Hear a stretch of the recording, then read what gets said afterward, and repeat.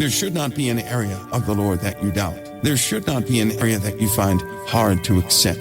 And there shouldn't be an area that you would place the world over your Father's word anyway. See, that gives us an idea of what we're fighting against. And indeed, this is a fight. That is every moment of your life. We're going to uncover these things.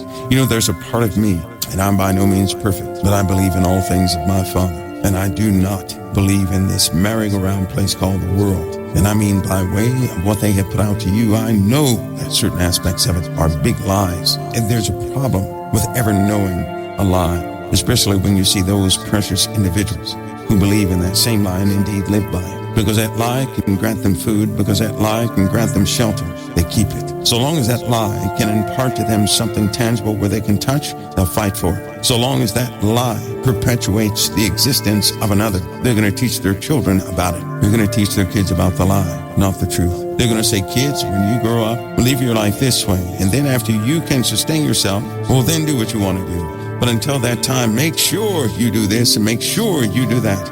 Because, by the way, who teaches their child? Kid, above your job, above everything else in the world, put your Lord first. Even above your own education, even above your wife's life, even above your children's life, even above everybody's life, put your Father first. Who teaches a person like that? That's not what people teach. You know what they teach? Family first, don't they? Well, it just so happens your family is going to mandate supplies. And in order to give your family supplies, you're going to have to go by a known system called the world. And if you're not grounded and rooted in Christ, the world is going to become your father, your savior. Being able to get a loan becomes a person's savior. Being able to be mobilized where you can go and get some food, that becomes your salvation. People hoop and holler in church all the time, but they're going to bow down to the world more than they hoop and holler. My question is, who's going to bow down to Christ? Who's going to bow down before the Lord? Who's going to make everything else secondary? Who knows how to do that and yet still is? Or who would be worried about their lives? See, a lot of Christians will say, how can I do that? And this is why we need the Father's word, because we really have to find out, discover the truth about living in the first place. A lot of people can't balance this. They're going for one or the other. They say, well, I can't do what the Lord demands and still live in the world. That's not true. You're kings and priests in this world. You have no idea who you are. You're to set a standard for everybody else, but you've got to be committed yourself before you step out there and do anything. This world has its reach around everybody, and it is very difficult to break somebody out of a delusion. How many of you believe you're shown something already? Because a lot of people believe that a president has all authority to do what he or she wants. You should know by now that's not true.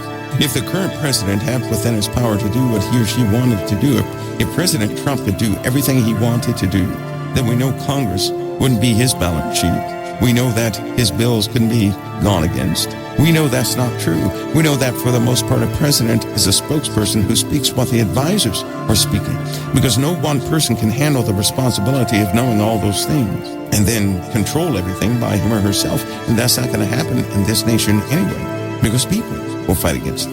He doesn't have all that power. But when it comes to the elections, isn't it funny how we can see, because there are a lot of unfair things that happen to presidents, period, whether you accept that or not. It is some very unfair things that happen to them, regardless if they're Republican or Democrat. It's a lot expected of them. Somebody always pushes against their agenda. Somebody won't let them put things through, or whatever the case may be.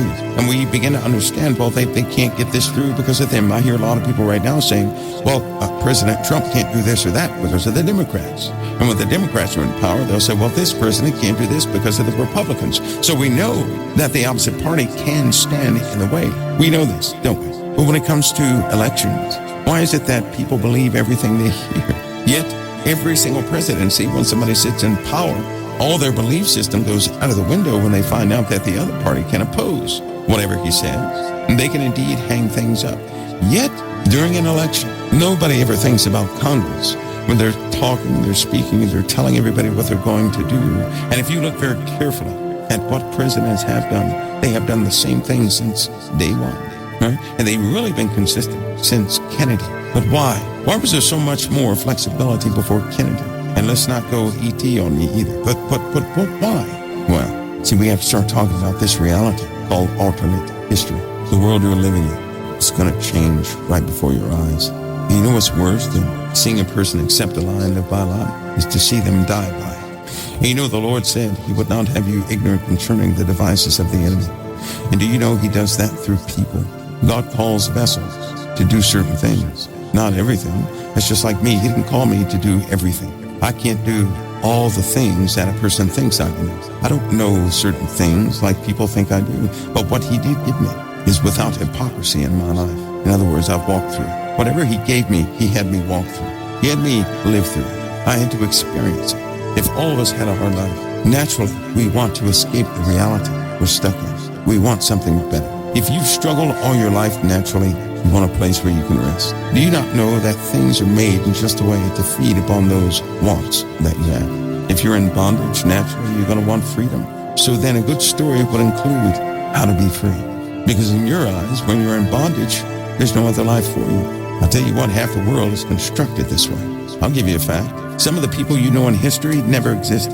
How about that? That's a big one. Think about that. Some of the people you guys know from history, they never existed. They exist now by way of propaganda. Have you noticed that all this stuff is digital? All documents, digital. All records, digital. All pictures, digital. Haven't you noticed? All of a sudden, throughout the last, 20 years, all the museums have been blowing up. You didn't notice that.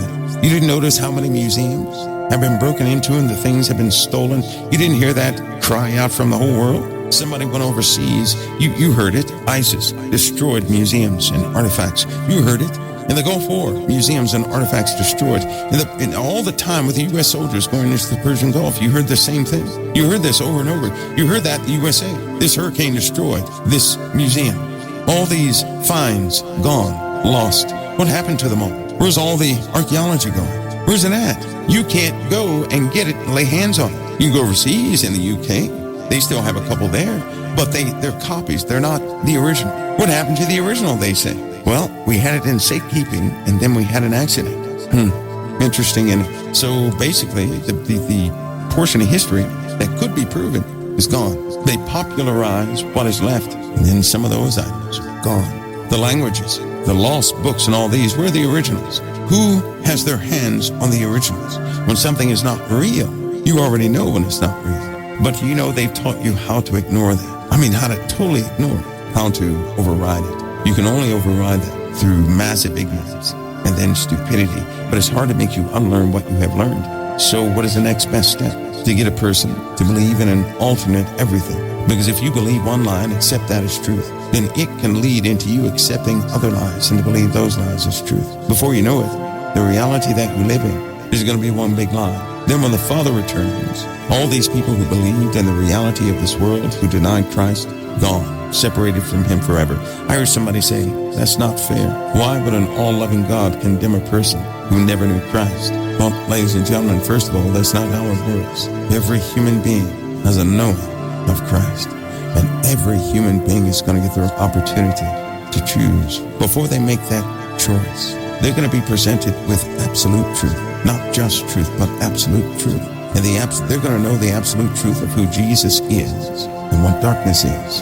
They're going to have a moment of clarity. You remember when you had that moment of clarity when you were saved? And you saw everything all too perfectly. You knew exactly who Jesus was. Somehow you could feel the passion behind Christ. You realized what you were, how distant you were from the Father, how many sins you had in your life. Till you fell on your knees, you started crying, you said, God, forgive me, and I accept your Son.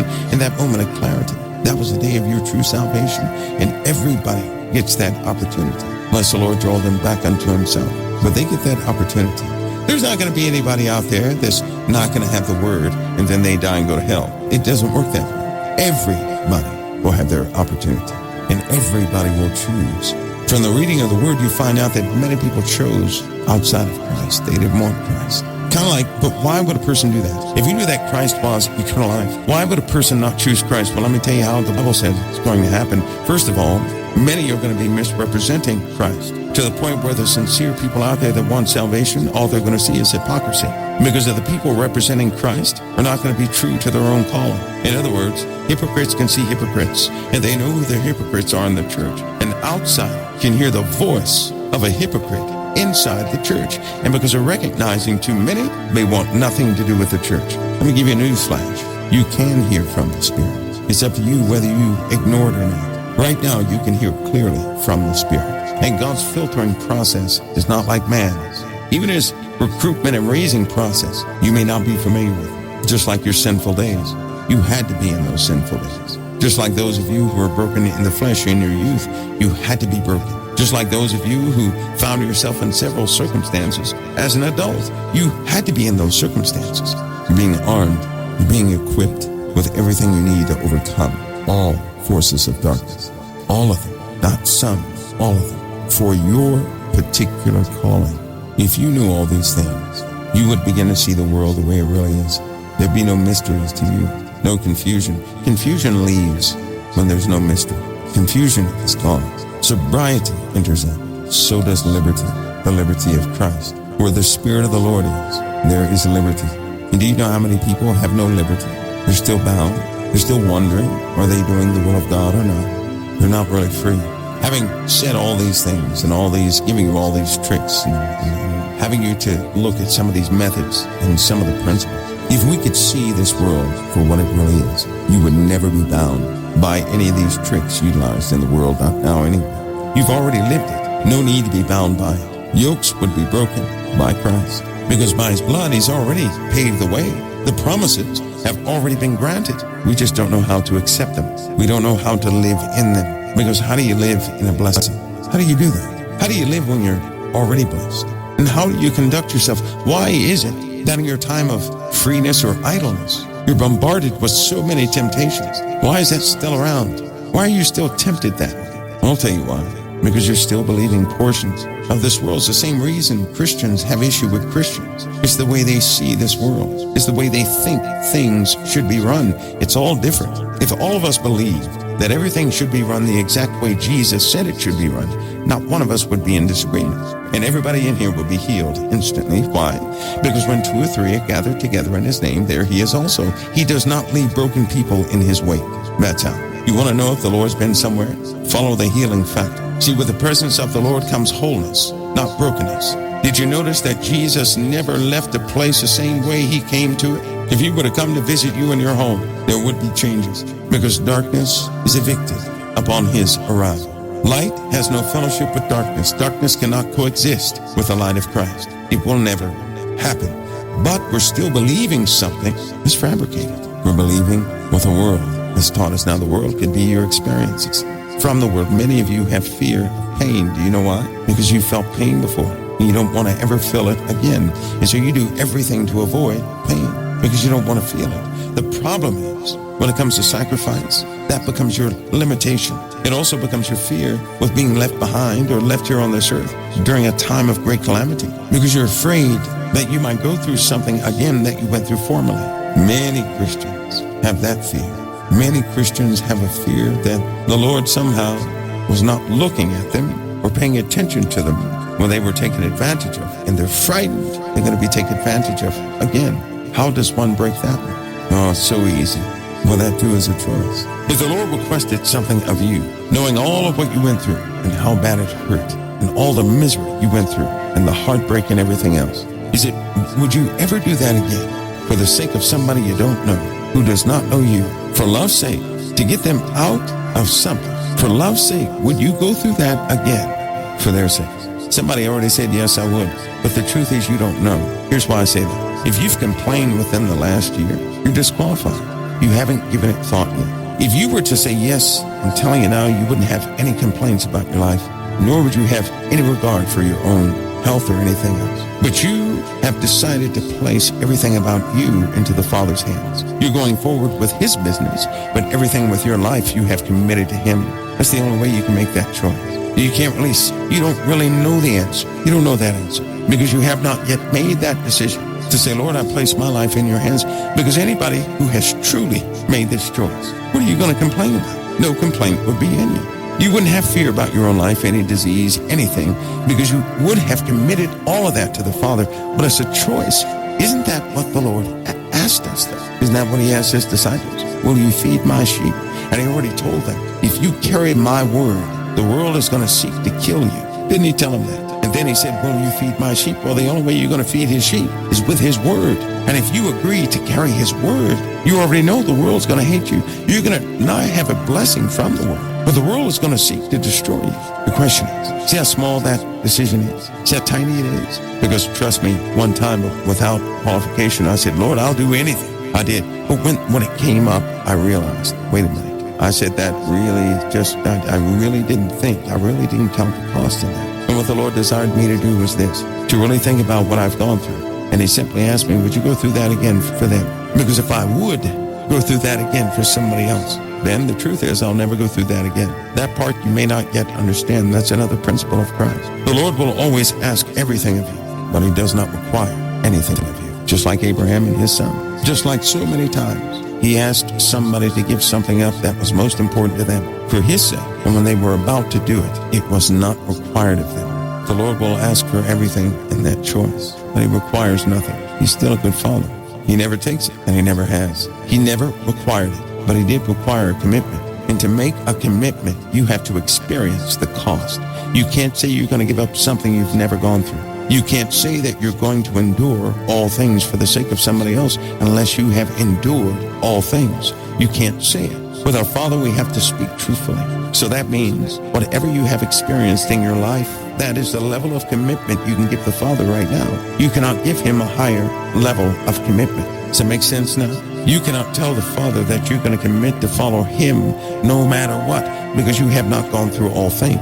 What you have gone through is a level of commitment. You can speak to the Father in truth, because that's called a choice. And our Father works in the realm of truth and honesty.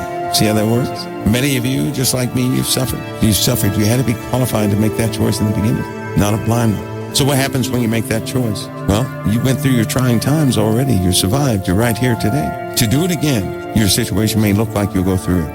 But that's precisely when the Lord delivers you to a new level of operation once you make that choice. Because you may not know this, but the whole world is going into a new level. And the world does not know it. God's children do. We are quickly approaching a change, the ending of the first change into a very real existence. It's not favorable to hardly anybody. One where man is revealed. Man will reveal the spirit within him. It'll coalesce and get together. It's already beginning. Even with some of the policies made just recently, something has a kickstart. And as much as I don't like to say this, but those who have been in power are about to relinquish power to something else. It's already in the making. These things like this virus are like a blow, a heavy blow that weakens an entire nation by way of its people, catching us off guard, making us look inside so we miss everything outside. Your days are changing, and to be a true child of the living God right now in these days is a very real request one should make, because some very real predicaments are about to take place. People are going to find themselves in a time they never dreamed they would be in. Right now is a decision-making time, not when it comes, right now. Not when it's full, but when it's forming, right now. Now is the time that people are being marked. And what you go through next is based upon how you're living your life now. Right now, that's happening. A type of accountability, something that many will miss, and there will be many regrets. Hopefully not for you.